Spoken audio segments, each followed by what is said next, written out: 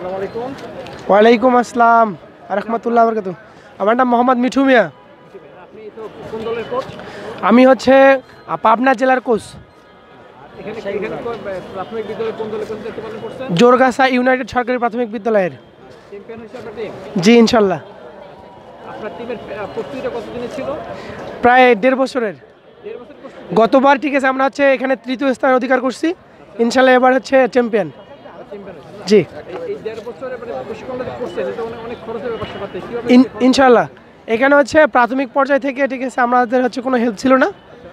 আমরা হচ্ছে আমাদের হেড স্যার ছিল, আমাদের আমরা হচ্ছে প্রাথমিকভাবে থেকে নিয়ে এসে ঠিক আছে হচ্ছে প্রাথমিক পর্যায় থেকে নিয়ে এসে তারপর ধীরে ধীরে হচ্ছে এদেরকে প্র্যাকটিস করে ভালো জায়গায় হচ্ছে নিয়ে আসার চেষ্টা করতেছি ইনশাল্লাহ। এইখানে যে খেলোয়াড় দেখলেন আপনি কি আশা করেন যে এখান থেকে ভবিষ্যতে আরো অনেক দূর যেতে পারবে? ইনশাল্লাহ ইনশাল্লাহ।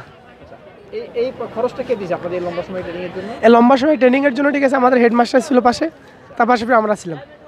জি আর বিষয় হলো আপনারা প্র্যাকটিস করছেন কোথায়? আমরা মাঠে প্র্যাকটিস করছি, স্কুলের মাঠেই। সীমারে প্র্যাকটিস।